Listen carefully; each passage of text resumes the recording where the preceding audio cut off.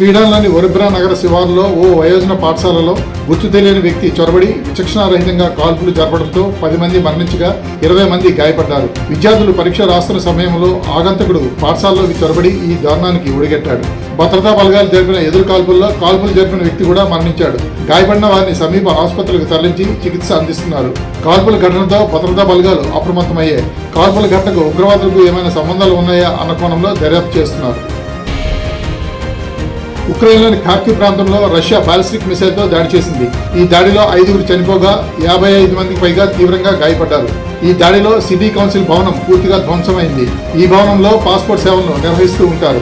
మరణించిన వారిలో ఒక గర్భవతితో సహా 3 మహిళలు ఉన్నట్లు తెలుస్తోంది. గాయపడిన వారిలో 3 చిన్నారులు ఉన్నారని స్థానికులు తెలిపారు. గాయపడిన వారిని సమీప ఆసుపత్రికి తరలించి చికిత్స అందిస్తున్నారు.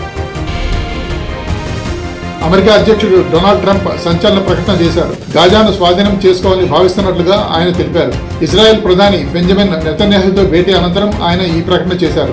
ఇజ్రాయెల్ గాజా యుద్ధం నేపథ్యంలో తాజా పరిస్థితిపై నెతన్యాహుతో ట్రంప్ చర్చించారు. గాజాను స్వాధీనం చేసుకుని అక్కడ ధ్వంసమైన భవనాలను పునరుద్ధరిస్తామని, ఆ ప్రాంతాన్ని ఆర్థికంగా అభివృద్ధి చేస్తే అక్కడి ప్రజలకు అపరిమిత సంఖ్యలో ఉద్యోగాలు కల్పించవచ్చునని ట్రంప్ పేర్కొన్నారు. ట్రంప్ ప్రకటన చరిత్రను మారుస్తుందని నెతన్యాహు అభిప్రాయపడ్డారు.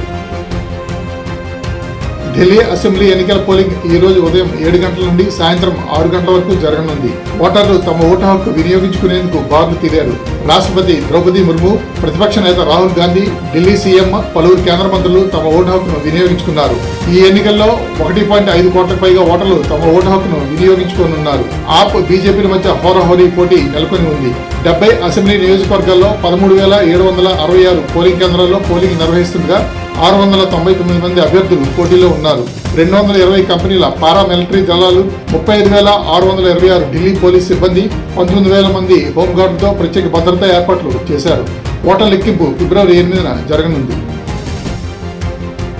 ప్రపంచ అతిపెద్ద ఆధ్యాత్మిక వేడుక మహాకుంభమేళాలో ప్రధాని మోదీ పాల్గొన్నారు. ప్రయాగ్రాజ్కు చేరుకున్న ఆయన త్రివేణి సంగమంలో పుణ్యస్నానం ఆచరించారు. అనంతరం గంగామాతకు ప్రత్యేక ప్రార్థనలు చేశారు.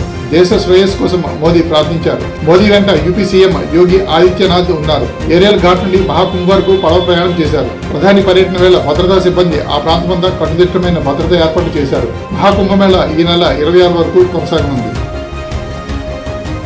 ఒడిశాలో అవినీతి ఆరోపణలు ఎదుర్కొంటున్న ఓ ప్రభుత్వ అధికారి ఇంటిపై దాడి చేసిన అవినీతి నిరోధక విజిలెన్స్ బృందం ₹1.5 కోట్ల నగదును స్వాధీనం చేసుకుంది. మల్కాన్గిరి వాటర్ షెడ్ మేనేజ్మెంట్ లో డిప్యూటీ డైరెక్టర్ గా పనిచేస్తున్న శాంతను మహాపాత్రపై అవినీతి ఆరోపణలు రావడంతో విజిలెన్స్ అధికారులు దాడులు చేశారు. కటక్, భువనేశ్వర్లతో పాటు 7 ప్రదేశాల్లో శాంతకు చెందిన ఆస్తులపై విజిలెన్స్ దాడులు కొనసాగుతున్నాయి. మహాపాత్ర బంధువుల ఇళ్లలోనూ విజిలెన్స్ తనిఖీలు నిర్వహిస్తుంది.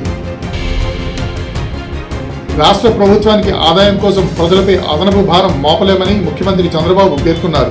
ఆదాయ ఆర్జన శాఖల్లో మరింత మెరుగైన ఫలితాలు సాధించడం తప్ప మరో మార్గం లేదని ఆయన అన్నారు. ఏ ఒక్కరూ పన్ను ఎగవేతకు పాల్పడకుండా చూడాలని, అలాగని వ్యాపారులు వేధింపులకు గురిచేయవద్దని ముఖ్యమంత్రి సూచించారు. రాష్ట్ర ఆర్థిక వనరులు, ఆదాయ వృద్ధిపై సంబంధిత శాఖల అధికారులతో ముఖ్యమంత్రి సమీక్షా సమావేశం నిర్వహించారు. గత సంవత్సరంతో పోలిస్తే నూతన ఎక్సైజ్ విధానం వల్ల ఆ శాఖలో ఆదాయం పెరుగుతుందని, గనుల శాఖలో అనుకున్న స్థాయిలో ఆదాయం రాలేదని, వ్యాట్, జీఎస్టీ, వృత్తి, వాణిజ్య పనుల ద్వారా వచ్చే రాబడి స్వల్పంగా పెరుగుతుందని అధికారులు ముఖ్యమంత్రి చంద్రబాబు నాయుడుకు తెలిపారు. ఆంధ్రప్రదేశ్లో డిఫెన్స్ క్లస్టర్ ఏర్పాటు చేయాలని కేంద్ర రక్షణ శాఖ మంత్రి రాజ్నాథ్ సింగ్ను ఐటీ శాఖ మంత్రి లోకేష్ కోరారు.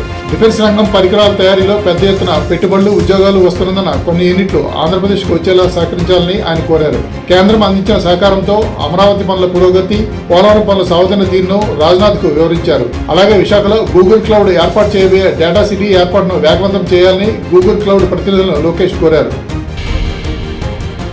ఈ తెల్లవారుజామున నక్కపల్లి హెటీరా పరిశ్రమలో యూనిట్ 9H7 బ్లాక్ లో సోడియం హైపోక్లోరైడ్ గ్యాస్ లీకై 12 మంది తీవ్ర అస్వస్థతకు గురయ్యారు. కళ్ళు మంట, గొంతు నొప్పి, ఊపిరి ఆడక కార్మికులు ఇబ్బంది పడ్డారు. వీరిలో 3 విశాఖ కేర్ ఆసుపత్రికి తరలించారు.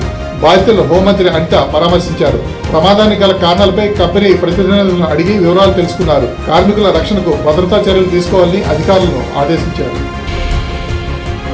హైదరాబాద్ ఎల్బీ నగర్ లో ఘోర ప్రమాదం చోటు చేసుకుంది. సెల్లార్ తవ్వకాల్లో అపశృతి చోటు చేసుకుంది. సెల్లార్ లోపల పనిచేస్తుండగా మట్టి దెబ్బలు కూలిపోయిన ఘటనలో 3 కూలీలు మృతి చెందగా మరో కూలీ తీవ్రంగా గాయపడ్డారు.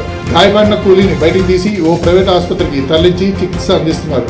చనిపోయిన 3 కూలీలు బీహార్కు చెందిన వారిగా పోలీసులు గుర్తించారు. ఇప్పటివరకు శిథిలాల నుండి ఒక మృతదేహం వెలికితీగా మిగిలిన 2 మృతదేహాల కోసం పోలీసులు తీవ్రంగా శ్రమిస్తున్నారు. హైదరాబాద్లోని చర్లపల్లి పారిశ్రామిక వాడలో గల సబోదయ కెమికల్ ఫ్యాక్టరీలో నిన్న రాత్రి భారీ అగ్ని ప్రమాదం చోటు చేసుకుంది.